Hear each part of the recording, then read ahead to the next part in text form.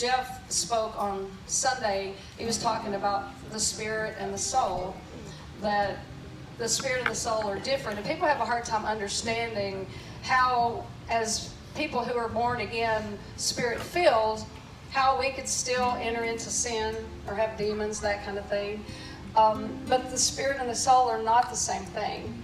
Our spirit is the regenerated part of us that is in communion with God. God is a spirit. We are not spirits as God is a spirit, but we have a spirit. But on the other hand, the soul is different. The soul is kind of the human side of us. We are a soul, whereas we're not a spirit. We are a soul. And the Webster's Dictionary defines the soul as the moral and emotional aspect of our humanness. So the soul basically is the part of us that makes decisions. It's also clearly affected by events, our circumstances, our emotions. The soul is the part that, the devil will tempt and go, hey, why don't you try this? Your spirit man's going, oh no, I'm in communion with God, but your soul is human. Does that make sense? Yes. I got notes because I don't want to miss anything. Hebrews 4:12 tells us clearly that the spirit and the soul can be divided, that they're not the same. So I won't take the time to read that. So as I said, people get kind of confused with, well, I believe if you're born again, you can't possibly live in sin. Believe me, you can. We've seen it over and over and over again. So we're going to kind of explain sort of how that happens. So bear with us a little bit. So if our soul can be influenced and affected by our surroundings or by events or by emotions or by what other people do to us, by our thoughts, by what comes into us when we watch movies or whatever, it must be a pretty complex thing, right? Like, it's not simple. So God made our souls so that even they protect us in times of trouble. And sometimes people go through so much stuff and they have so much pain and trauma that they can't really take it. Now, who's ever been through trauma in their life? Every hand in here should raise. And some of you, well, I won't ask you to raise your hand, some of you have been through such tremendous trauma and pain that you reached a point where you almost couldn't function, right? So our bodies are so made that when we get to the point where we can't function, it's almost like another us steps in and goes, I'll do it. I'll protect you. You won't have to go through this, and you'll be okay. So that's kind of what we want to talk about, is how the soul does that and why the soul does that. So I want to kind of read some of this because I found some information that was almost too good for me to try to wing it. But when our emotions get hurt, when our soul gets hurt, it's kind of like if we get a cut on our skin, it makes a gash. But God made our skin where it would regenerate itself and heal itself, right? So, but our soul doesn't always heal itself that way. And sometimes we can carry our pain and our trauma for the rest of our lives if we don't get help for it. If we don't do something about it and go to the Lord for help somehow or go to somebody for help, we can carry that pain our whole lives and just not get over it. And it can become so bad, our soul can become so wounded that it affects our spiritual ability to commune with God. I mean, have you ever gotten in such pain and such hurt that you just go, God, I can't even talk to you anymore because I just don't know what to do? I think we've all been there a few times. I know I have. So when we get to where our spirit can't commune with God anymore, our soul can be kind of in trouble, right? So some of this I'll just kind of read. Emotional trauma has the potential to infect our entire soul, but God designed a way to limit the damage of emotional trauma by allowing the soul to create what we know as fragments of the soul. A fragment is a part of the soul that contains the memories and emotion of a traumatic event. It's like a part of our personality that's been frozen in time. Fragments prevent the wounded parts of our soul from becoming the dominant influence over the core of the soul. In other words, they step up and keep us from being so wounded that we can't function, right? Or else we just lay on the floor and go, I'm done. Fragments prevent the wounded parts of the soul from becoming dominant. In effect, the fragmenting of the soul compartmentalizes the wounds and minimizes the damage that can be done to the rest of the soul. Does everybody follow me? Does that make sense? Fragments usually lie dormant in the soul until an event happens.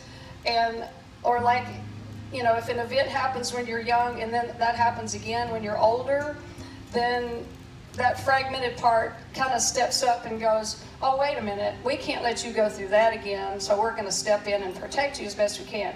Example is, if a teenager gets bullied a lot, and bullied to the point where they just want to run, they don't want to go to school anymore, they're afraid of everybody, they're afraid of everything, then later on in life, they become around somebody who's verbally abusive or who's bullying them, a fragment of their soul can step up and go, oh, wait a minute, I'm not going to let anybody hurt you. Let's see what we can do about this. So that thing steps in, the fragment steps in to protect the core of that person. It's hard to explain. I hope I'm giving a clear picture. So if the fragmented part of the person was created to protect them when they were little, then oftentimes that fragment will act like a little child. And believe me, we've seen that so many times. So the soul fragment will usually assume control when there's a perceived threat to the person. Like it'll step up and go, I'll protect you. I'll give you a demonstration of this in a second. So another example, a woman said she was molested in the basement by her uncles when she was young. So she was horrified of basements. So anytime somebody would try to get her to go in a basement, she would act hysterical and run in the corner and cry like a little baby, and people would be like, it's a basement, lady. But that's her fragmented part going, I'll protect you, don't go anywhere near that basement. But then she acts like she did when the trauma was committed. Does that make sense? Okay, so similar to a fragment, and this is different from a fragment, is what's called an alter, which is short for alternate or alternative personality. Like a fragment, an alter retains memories and emotions of specific events. But unlike fragments, alters can have unique personalities all their own. A fragment will usually maintain the same personality traits as the person, but an alter can be totally different. Okay, does that make sense? I'll give you an example. Did anybody ever see the movie Sybil? Came out in 1976.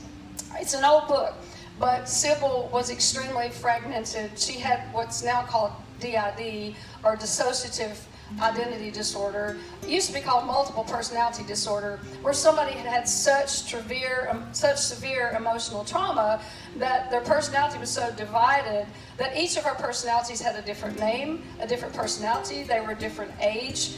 And although Sybil could not remember what her alternate personalities were doing, some of the alters knew what the other ones were doing. Does that make sense? I remember seeing that movie going, that is just nuts. But in the mental health industry, they consider this a disease. Just like, a lot of things that start out spiritual can be called a disease. You can get arthritis because you have a root of bitterness.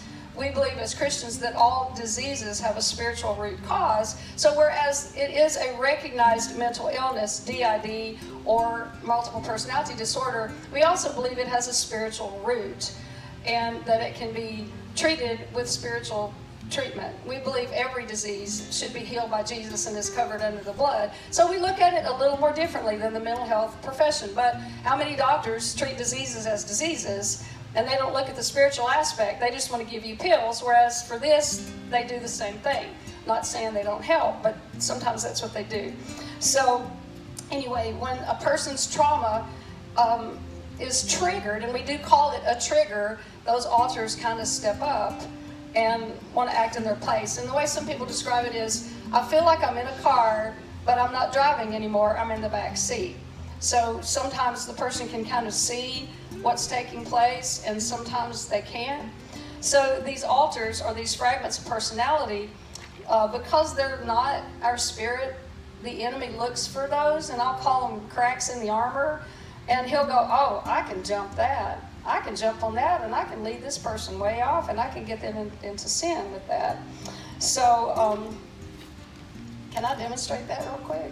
Yes, please. Okay. Come on up, Trina. Trina's going to be, she's going to be the core personality. So, Trina was horrifically abused when she was 5 years old. She had a parent who was extremely abusive and beat her and did different things, which led her, eventually to the Lord. She sought the Lord because she had such emotional trauma. But then she marries, no offense, she marries someone who ends up being abusive. So even though Trina is saved and born again, and she's done really well for a long, long time, at a certain age, and she marries this abusive man, and he begins to hit her, what does that remind her of? Her father. So she immediately shrinks back, Trina. She shrinks back, and she can't really cope. Because she can't cope, she's got to function, right? She's got to go to work and take care of the kids or whatever. So her soul will fragment and go, I'll do it. I'll take care of her. I'll step in now. You won't have to, dear. I'll step in for you. And I tell you what, I'm going to be so mean to everybody that they won't be able to stand you and they won't be able to abuse you because I'm in charge now. By the way, maybe you could drink. Trina, you could drink and that would make you feel better. I'm just really concerned about Trina feeling better. Because if she feels better, then I've done my job, okay? So Trina goes to her pastor, and she gets prayer. She seeks the Lord, and she realizes that God's bigger than all this. So Trina steps back up, and the altar steps back, and the trauma's over. So her husband does good. They're going to church, but he falls off the wagon, and he hits her again. So this time, it's even more traumatic. So Trina shrinks back, and then another altar can crop up, and this one could be 5 years old, because that's when she was traumatized. So when she's back here not functioning, this 5-year-old altar steps up and just goes, I need help, and I need my mommy, and I don't know what to do. I mean, we see this happen, and Kim and Tony are going to qualify this after a while. And Trina's in the background, in the back seat of the car, while these altars have kind of taken over, but they really want to protect her. So then this mean altar steps up again and goes, you don't know what you're doing, you 5-year-old person. Trina, if you just do drugs, maybe you would feel better. And the devil's like, I can jump on that. And then Trina, and she goes out and goes, oh, anything to make me feel better. I can't function. I got to go to work. I think I'll try this. And she steps into drugs, and next thing you know, she's living in sin. Does everybody get that? Yeah. Okay. I'm almost done. So, like Jeff said, we're all tempted by sin. You know, none of us are perfect. But if you continue to go towards the Lord and you get help, there's help for these kinds of things. But if you continue to go that way, then sometimes sin can take you over. And demons can attach themselves to these fragmented parts of your soul. That's how Christians have demons. Now, that doesn't mean they act like a demon all the time. They can be fully functional in their life, but still have demonic attachments that keep them from pursuing the Lord 100%, or that keep them from fulfilling what God has called them to do, because they're just hurt, wounded people. And that's why we have ministries like we do to help people. And I know Hope can kind of explain from her perspective, you know, what it's like. I'm just going to let you take it because I know she's got something to say, and then Kim and Tony have got a lot to say. Yeah, sure. Well, I have definitely been through Freedom Encounters, and I've gotten lots of ministry from Tony and Kim. Come from a really, really bad background.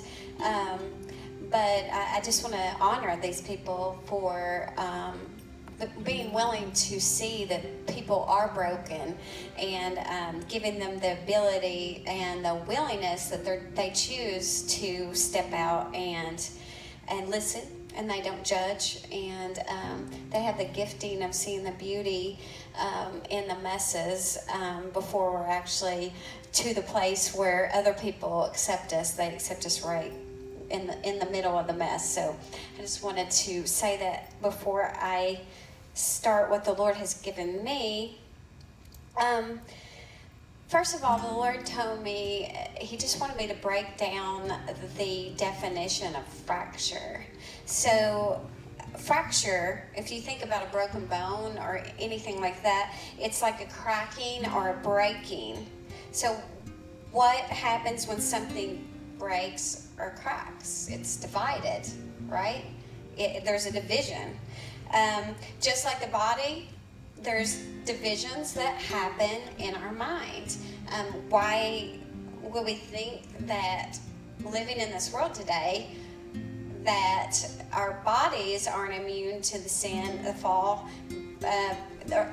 That's not immune to it, so our minds are not immune to that, because we live in a fallen world and we have different traumas and different things that happen to us. One reason, to go back, this a lot of times what happens is it causes disassociation. So you disassociate yourself. So there's a division there in your mind. And that's exactly what she was talking about over here, is your mind does, the Lord made us to protect ourselves. So your mind is trying to protect itself, so it does everything it can to try to compensate for that division.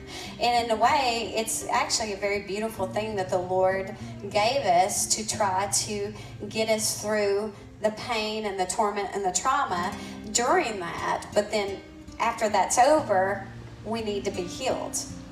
So one reason I feel like a lot of times the church has gotten to a place where we don't want to really acknowledge that there's that kind of division, or there's that kind of breaks in the mind, is because we think it's wrong to go back and to deal with these things. We think there's something bad about that. But in reality, we need to deal with those wounds, and we need to deal with those issues from our past, because if we don't deal with those things, how do we move forward in our destinies? So I know one specific verse that Satan has used in the church against us, and he's really taken it out of context, is let's see, Philippians 3:13. It says, "Brethren, I do not count myself to have apprehended, but one thing I do, forgetting those things which are behind and reaching forward to those things which are ahead." So Paul, he wasn't referring to the wounds, okay, or the cracks and divisions in our mind. He was talking about how he had obtained all these Jewish laws and was in, as far as Jewish standards, he would have been considered perfect. But he laid all that aside, and he said, I choose grace.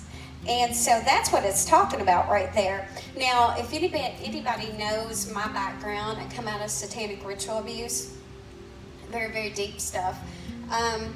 So I know specifically that during rituals, they curse the church to keep them bound in that perpetual cycle of wounding and that division of the mind, because they don't want the church to realize that they have wounds. Because if you don't realize that you have wounds, you're going to always be stuck in a pattern that keeps you from your destiny. So they want a church that is not powerful, because a healed church is a powerful church. Amen. So if we can get to the point to where we acknowledge and we say, hey, I need some ministry, I need some help, I need the Lord to heal these divisions in my mind, or this pain and that wounding, and be real with each other, then we can get healing, and we can step into that destiny and be that powerful church that the Lord has called us to be. In the devil, and of course evil people, they don't want that to happen. And so one thing the Lord was saying is for me to ask, for us to ask, why do I believe what I believe? To let Papa God, that's what I call him, Papa God, show me where the divisions are in my mind. And he's very glad to do that. As long as we ask him, he will show up and he will show us that. And he will heal those fractures. Another lie that the church has been fed is that when you do that, you're in self-pity. You know, you are dwelling on those issues of your life. Well, reality is self-pity means you never move past those wounds. I can guarantee you 100%, every single wound, every single wound, and every single thing that I have been healed from, I've never gone back there again. Amen.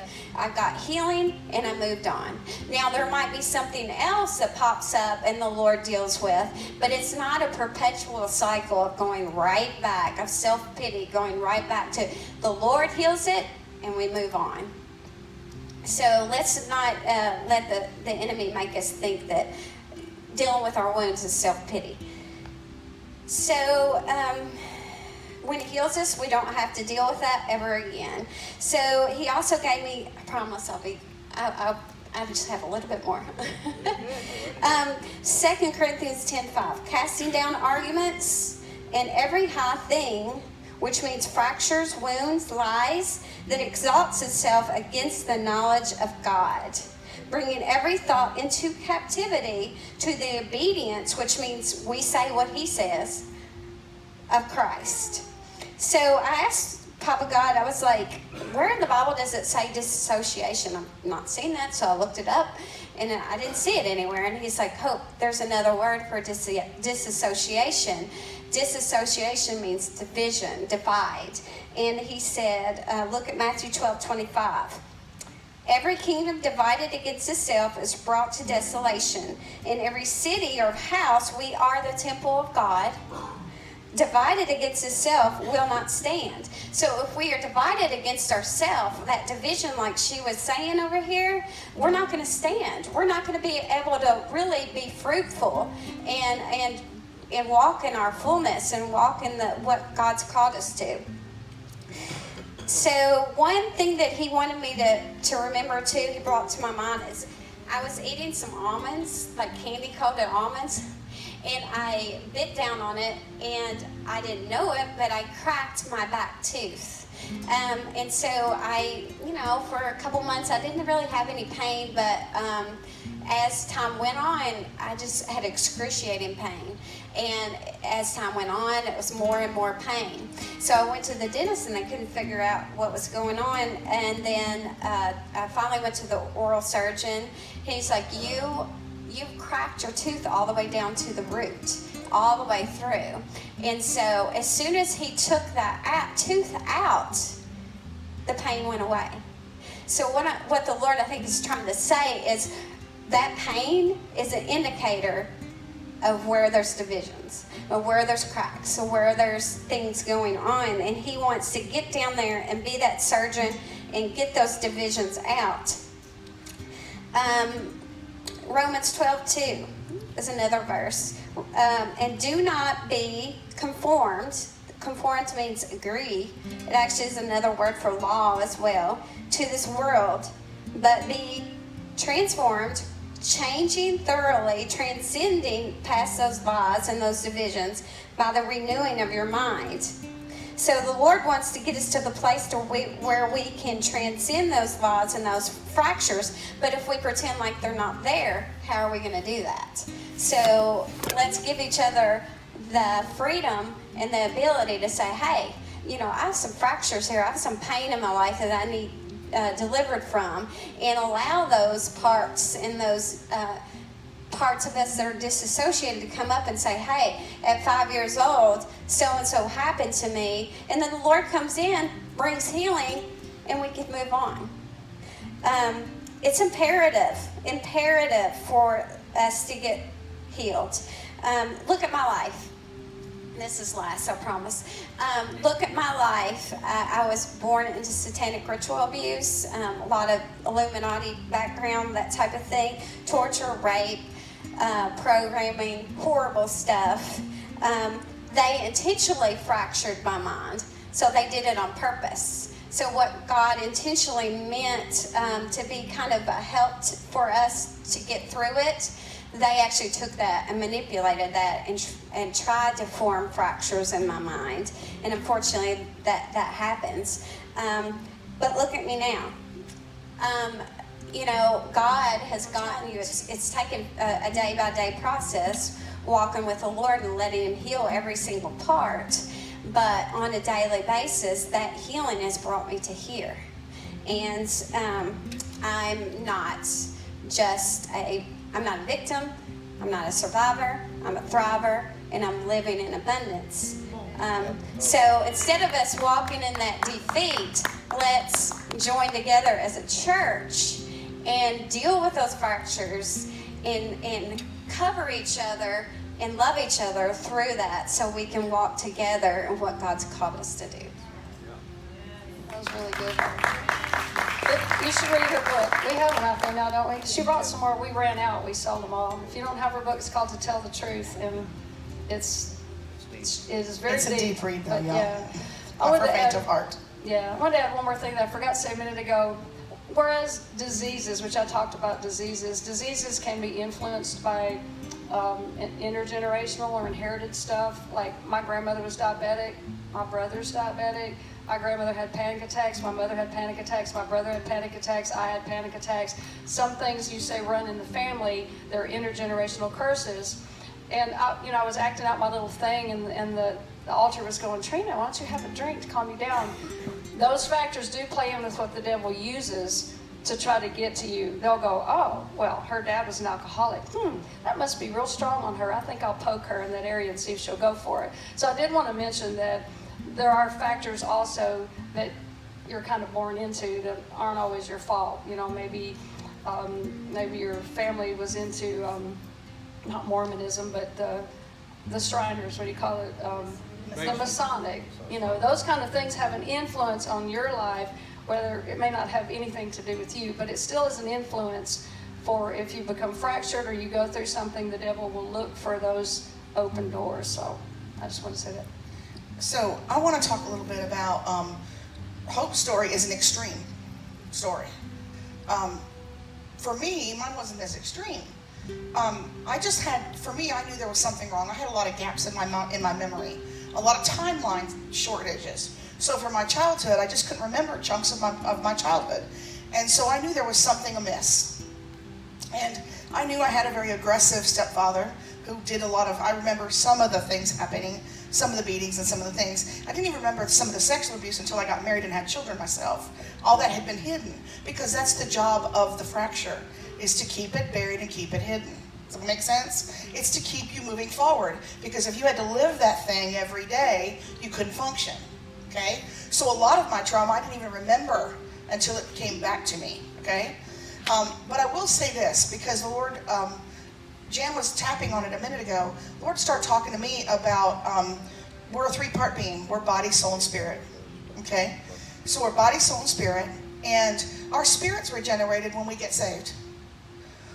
But then Paul talks about our soul working out our salvation with fear and trembling. That's the soul part of what we're doing, okay? So your body gets healed, spirit gets healed at salvation. Your body gets addressed at deliverance, believe it or not. Everything in your body is addressed at deliverance. But then there's that thing that we call soul. And he began to tell me, because even after deliverance, I was going, Lord, why am I still struggling in these areas? And he said, well, honey, think about this for a second. Your mind, will, and emotions are housed in your soul. That's your decider. That's the essence of you. And he said, you believe a lie in an area of your soul, and that lie has to be renewed. That lie has to be removed. So Jesus will come tell you the truth about the lie you believed. The problem with the lie is I can't give percentages, but a very high percentage of the time, where the lie is a demon right attached to it. So there'll be a part, because he comes at an opportunity where something negative happened, and he got you to buy something that was not truth, okay?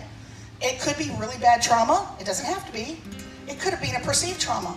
Does that make sense? Because a child saw something that happened, misunderstood it, took the lie, got a demon, got a lie, okay? So once Jesus comes in, he brings truth to the lie, to the part. Then we ask the Holy Spirit to remove the demon, get the demon off of them. Then we ask Jesus to clean them and get them whole. Does that make sense? And then they can integrate. Now, I'll tell you, society says they can't integrate. They don't know how. They know they see them on brain scans. They can see them. They know they exist. My daughter's a psych major, and so she's been telling us all this stuff. After we got the jobs, she started telling us all these things. But so the Lord says, so here's the thing. He said, you're trying to fix somebody's, because trauma, you guys, if you're medicating in any way, you probably have trauma. If you're medicating with food, workout, workaholism, drugs, drinking, if you're medicating, there's pain. They don't do that for no reason. People don't do that for no reason. And so if you've got gaps in your memory, you're medicating pain, something like that, there's a reason for it. And so he said, Kim, you're trying to get people to change their behavior. First, you have to change their mind. They have to get the lie removed and truth be told. Once the truth is healed, the emotions get healed.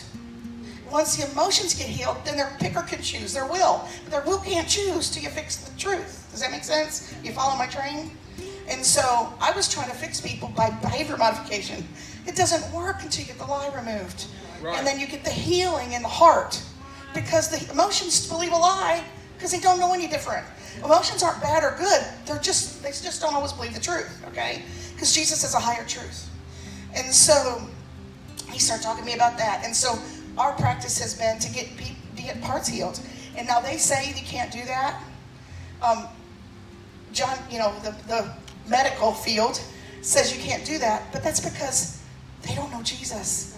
The only one that can heal is the creator of all things. And I have watched him heal person after person after person because they got the lie removed and they got truth and they found the love of their life and they got saved. Their parts, they get saved, believe it or not. You can actually have parts in you that are not the same sex as you, that need healing. You can have parts that don't know Jesus. Even if you've known Jesus since you were 2 and they're 12, they were never exposed to him because the darkness came in and they never got exposed. Does that make sense? So it's just amazing to watch. And so for me, I'll tell you some of mine. A lot of my parts, I'm going to be very vulnerable. My parts were had a lot of abuse, a lot of sexual abuse, a lot of verbal abuse, a lot of physical abuse, and mine all had function names. So when you talk to my part, they'll come up and tell you what their names were. I'm aloof. She was very aloof. She stayed nowhere. I had one called control. Yes, she came because, So, because you get this, if you've lived in a family with an alcoholic and you never have control your whole life, because my dad was an alcoholic, stepfather, you always walked on eggshells. You never knew who you were going to get when you walked in the door. So you learn to walk on eggshells and you learn to try to, dot, bob, and weave. And so you get control wherever you can. That's where they say bulimia comes from, because you just want control somewhere. It's still control though. You understand? And so I'll give you a great example. I'm going to give you another testimony. So one day I had a dear friend of mine say to me, Kim, did you ever make an agreement to not get drunk again? And I was all proud and I said, yes, I did. I swore I would never do that again. That's a vow. You don't want to do that. It's a bad idea. Even if it's for a good reason. I thought it was a good reason. So then the Holy Spirit started talking to me. He said, how do I move? He moves in drunkenness and intoxication. You've seen him do that, right? He said, you might want to break that vow. And I said, oh, Holy Spirit. I wasn't talking about you. I was talking about the bad guys, So I broke the vow and instantly I had an altar pop up. And I started having a sharp pain in my head. And I prayed and it moved to another part of my head. And after it happened the 3rd time, I was like, okay, Holy Spirit, what's going on? And he said, that would be control. She's a part. The one you made that you said you'd never lose control, never get drunk again, you actually said you'd never lose control again, and a demon got attached, you need to deal with it. So we walked through our process. So I'm just saying, it doesn't have to be extreme. It can be anything from something you saw. I'll give you an example, the one that's come in my head. We had a story of a gal who, kind of like what Jan said, this lady had an issue. She saw the color yellow. She couldn't manage yellow. Well, come to find out, after working with her a little bit, she was raped in a yellow room. So every time she saw yellow, it brought her back to the moment. And she didn't know how to manage it. She didn't even know what she was feeling. She just knew yellow made her freak out. Does that make sense? Not everyone has their own, because I've never heard of the parts and the fractures. So I've always called altars and fractures the same thing, but they're different. So for us, we've seen some amazing things with folks. So, but seriously, if you have any questions or you think you might be, for me, I knew when I had gaps in memory, that's a signal for me. Something's wrong. Because, one other thing, and then I'm going to hand the mic off to Tony. One thing the Lord wanted me to make sure to make people understand is when you have a fracture, say you have this amazing day, the best day of your life, and at 2 o'clock you have a really, really bad car wreck. Well, you fractured because of that really, really bad car wreck. But the way the fracturing works, it can't just take the car wreck. It takes time around it. So the best day you ever had is trapped in that memory. Does that make sense? So once you get that part healed, the good things come back too. Does that make sense? God doesn't bring the bad. I've not seen him bring bad. If he's ever brought bad memories back, it's been no pain is attached. Like I know him as factual, but not as painful. And a lot of times when you've got DID to the degree that Hope's talking about, you think it's somebody else it's happened to. It was really you. You've disassociated so bad you think that's some other person. Or you have gaps in memory like, for me, I've got a, like I won't remember doing something. I will have done, Tony goes, no honey, you said da-da-da-da-da, and you did da-da-da-da. No, I didn't. Well, thank God we're better than that now. But I would have gaps where I didn't swear I didn't do it, but everybody said I did. So that's part, so you can have moments like that come up, but they do have different personalities. They get trapped in the age in which they were born. Born's probably a wrong word, but fractured, created. But God has got, he made our minds do it. It's amazing because it's meant to be healed.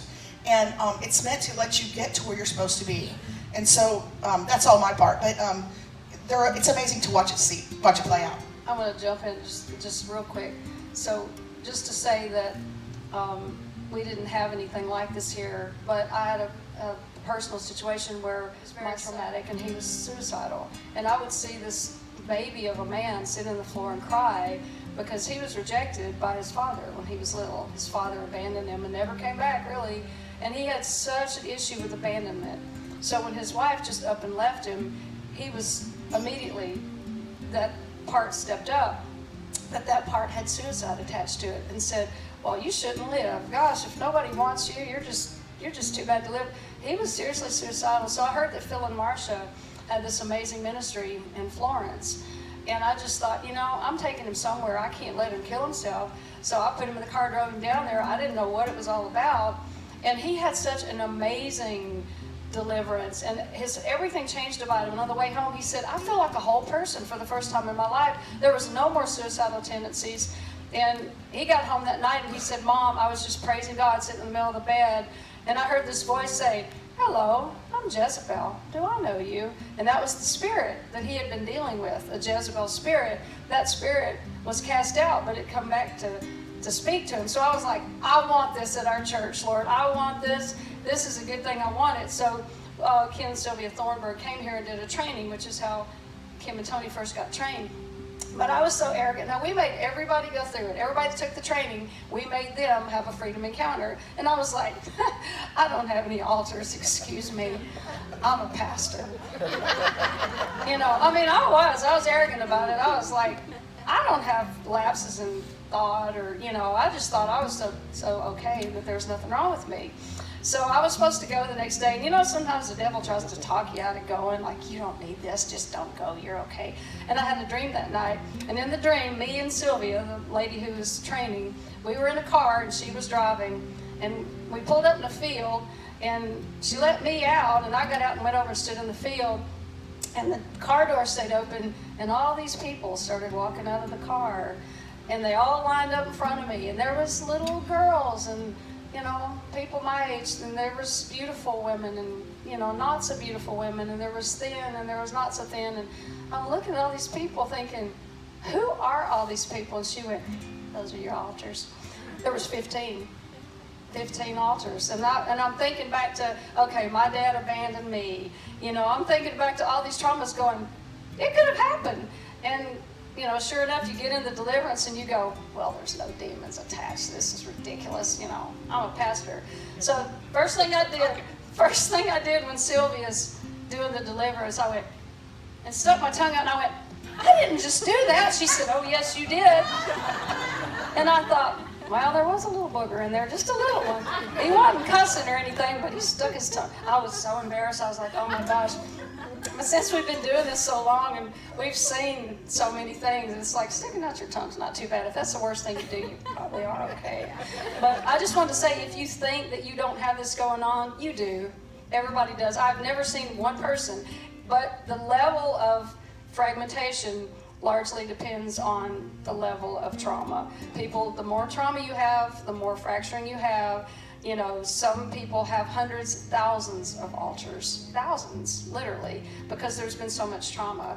So, it can go on different levels, but I'll let Tony take it. Well, I'm going to finish up something Kim started. Okay. body, soul, spirit. What is unity? If we think the body can be united while we're divided internally, what are we going to do? We're going to make a mess. Part of what we see is the unity of body, soul, and spirit.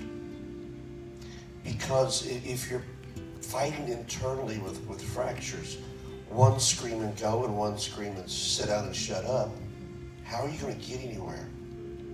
You know, as Peter said, I do the things I don't want to do and I don't do the things I want to do. When we get in this place, we have that argument in our heads. But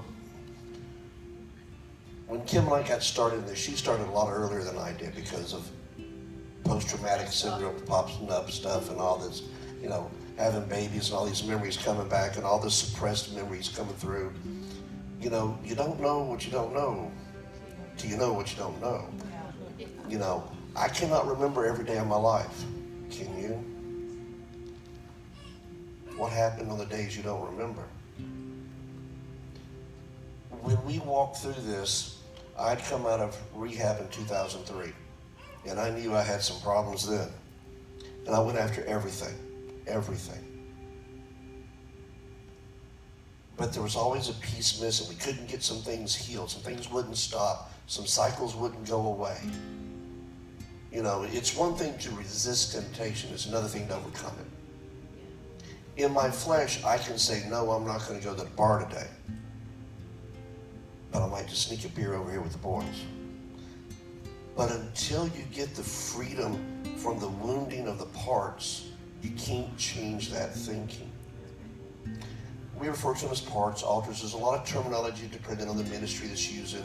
There's a lot of different vernacular that says the same thing. So you'll hear us use a bunch of different words, but it's the fracturing. Now, I didn't have an abusive dad.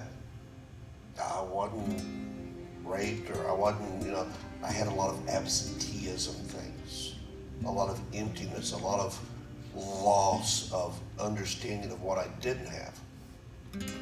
Can I explain for a second? He's hitting something that you need to understand. There's two kinds of wounds. When you start to inner healing people, there's two main kinds of wounds. There's A wounds and B wounds. A wounds are the ones where you actually, make sure I get this right. One is where you actually physically have wounds. You have bruises, you have cuts, you have marks, okay? Broken bones. Then you have the other, which are, you don't know that you didn't get love you needed. You didn't get the nurturing. You didn't get the compassion. So there's two kinds. The one is harder to find because you don't know you didn't get it till you found out you didn't get it. Does that make sense? You find yourself, other people you see, moms connecting with children and your heart longs. You probably didn't get that. That's an absent wound, okay? So those wounds are harder to diagnose. He had a lot more of those kind of wounds, where I had a lot more of the physical bruising, marks, you know, drama wounds. So when you look at it, when you see somebody acting out there, there's an issue internally. You know, we don't have to be, you know, Jesus didn't need us to be abused to create us to be who he wanted us to be. You know, this is the enemy's tactic to keep us divided between ourselves and the church. If we really want to see revival, it needs to start with each one of us with our own internal struggles overcome. I mean, even when Kim and I came here, I heard all this, just getting the glory, just getting the glory. What is the glory? What are y'all talking about? What's this glory stuff? How do I get, you know, it was that place where internally I had that argument going on. God's not going to do it for you. He does it for other people. You're not worthy. You're not capable. You hear all those things internally.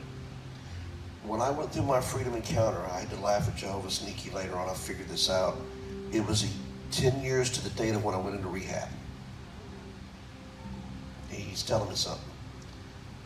But the arguments in my head stopped. The desires that I was trying in my flesh to stop, stopped. Because in the ministry of the deliverance, it also helps the fractured parts that are ready. But now there's a walking out, there's a process, there's a continuation.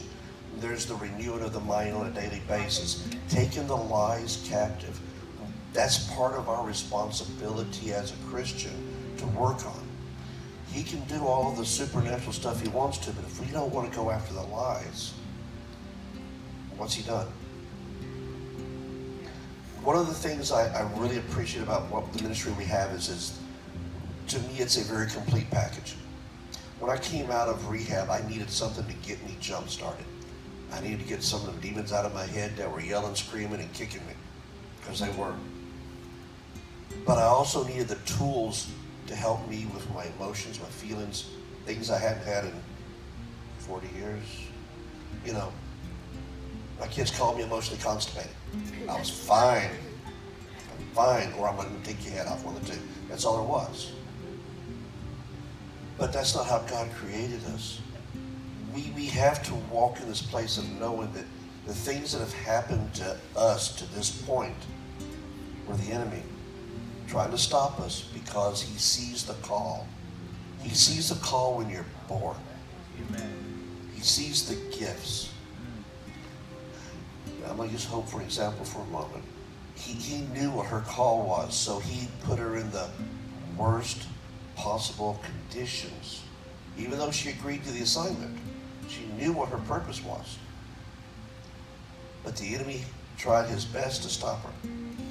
No, it didn't work for her. But it was a process of getting to this point with him. You know, I love the laying on of hands. I love the laying on of and praying for people and putting oil on them and all. But what I love to see is when somebody has a revelation, like we had a client a couple of weeks back. We went through some stuff to get him in a place, and he actually was able to walk up and see Jesus for the first time. And all Jesus did was hug him. And it wrecked him. It wrecked him. And the transformation of this person in 4 hours was just, it's phenomenal. Kim and I are trained in a lot of different models. We use a lot of models. The same result. It's all about God. He's wanting us to be whole. Because when we're individually in unity, I can lock arms with the person next to me, and we can be in unity, and we can stand under what he's getting ready to pour out. You know, Jeff looks around and he says, you know, this is the healthiest body we've had. Since Kim and I have been here in 2012, let me tell you, it went from the wild, wild west to a family. This is a family. We're sitting here having a family chat, and a lot of you are family in here. But the change has been because people are going after their inner wounds, their inner things, because it's the inner things that come out of our mouth. And if we want to change what comes out of our mouth, we got to change what's in us. That's right. And everybody's at a different page, a different stage, a different walk.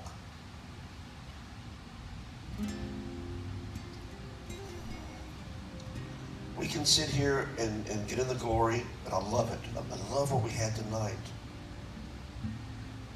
But if we can't grow, and he can't pour it out on, I love a good meeting. I love a good expression of God's love. I love the angelic realm. But what I really like is when somebody gets a revelation of who he is, and it wrecks them. I can do that all day long. I can, because I know he's changing them. You know, I'm going to pick on my boy because he's not in the room. But I was watching Jacob tonight, and he got on his knees, and he was sitting there just crying before the Lord. And that just, my heart was just screaming for him. Because that's the first time I've seen him do it. Right. So God's touched him in a way he's never been touched before. But with it, as we're walking together, you know, people are going to rub you the wrong way. They are. Trust me, I got a few of those around me. Iron sharpens iron, you know, sometimes. But you have to look and say, okay, Lord, what's there? What happened to make them the way they are? Were they a family of abuse? Was their family an abuse situation? Was there lack? Were they kicked out at 14 to go live on their own? Were they the one that got left behind? What happened to get them where they are? how can I speak life to them? And we just have to be in that mindset of how to look at our neighbor and say, how can I pray for them? What's really going on there? Because God didn't create us to hate. He didn't create us to despise each other. You know, we're creating His image, which is love. It's the demons that are attacking people that make them the way they are. That's right, and that's what I wanted to say. First, we have to get rid of the demonic strongholds that have jumped on people and attached to those hurting, fragmented parts. If you don't get rid of those first, and there are ministries that want to integrate all your altars without dealing with the demonic, if you don't get rid of those guys first, you're going to keep going around the mountain. So the first thing is we get rid of those demonic pieces by doing deliverance. You know, you call them for what they are and tell them they got to go, and they do. But then what we do is we want those fractured parts to feel like they're not needed anymore, and that the core of the person is safe with Jesus, and it's okay for them to let Jesus do the work.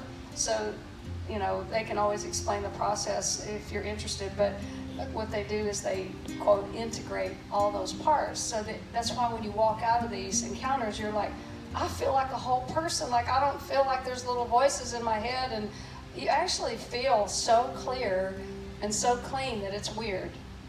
It's like I don't hear anything. I feel just whole again, because you are, probably for the first time in your life or many years, because everything that's fractured comes together. So she's saying this, so I want to say a couple things. From my encounter, when I went through mine, for the first 24 to 36 hours, I felt like I'd been under anesthesia. Yeah. I felt a little odd, a little bit not myself, a little bit disoriented, a little wobbly, but within a short bit of time, I solidified. That's part of the integration process. When they integrate, it takes time for all those emotions and memories to get refiled in our brain. Do you understand that? Yeah, that's good. And so Tony has an analogy I'm going to let him tell the Lord gave him, but I'm supposed to share two things. First of all, if you find yourself reacting to someone, this is what I'm explaining a trigger, okay? And I used to do this to Tony all the time, and vice versa. I'm not the only bad guy, but it happens all the time, where you find yourself, they say something and you respond extremely harsh for what they just said. You probably got a trigger. You know, like you're responding way too hard for what they said. They just said something simple and you're like, yeah, that's probably a trigger. Because you're reacting to the moment that reminds you of that thing.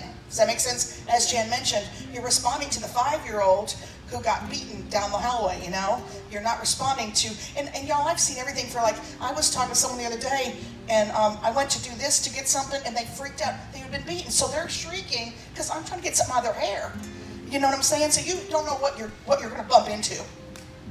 So that's a trigger. So that's it. And I want to say this. The only other thing the Lord really talked to me about was, and this is how I handle me, and I pray we all do this, is when I'm offended or hurt or whatever, instead of going, they hurt me, I go, Jesus, how am I offended?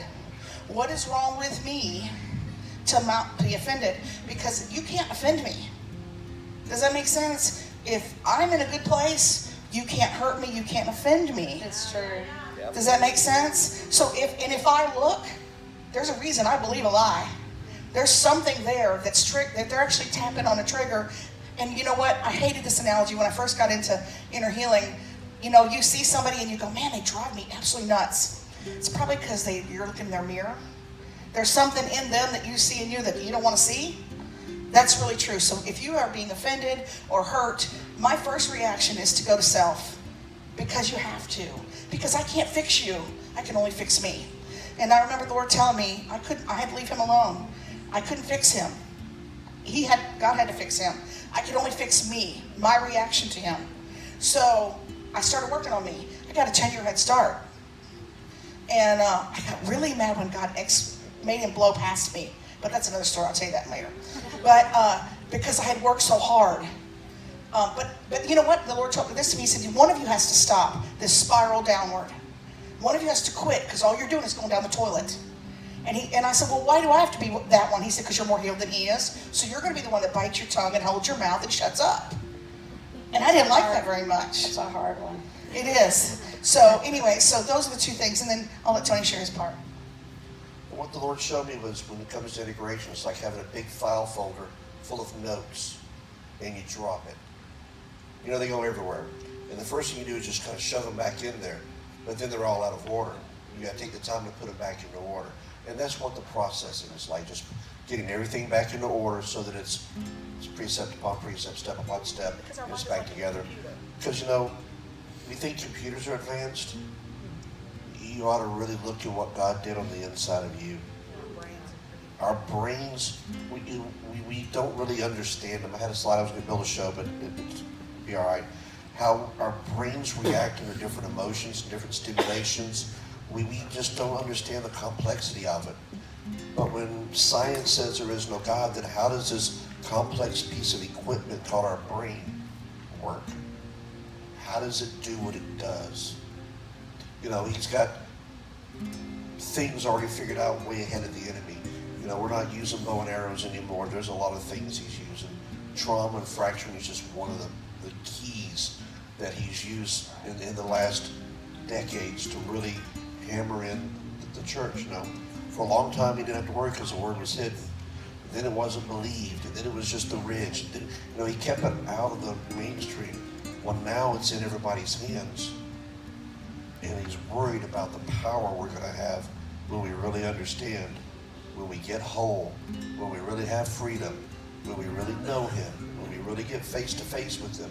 What's going to change? Yeah, Kim had a good point. We'll have to continue this later. How many would like to hear more sometime? To me, this is like, you know, butter on toast. I mean, well, yeah, but I mean, everybody needs to hear this, but it's not something we can always share because some people would just go, I don't think so. But she was just saying, talk about eye and ear gates, but, you know, I think Hope could really share a lot of that. I'd like to have Hope come back and share a lot too in that area and some of the things that she knows and has experienced. So we're going to have her come back and minister, and we'd like to pick this up again sometime and kind of take it to another level as well.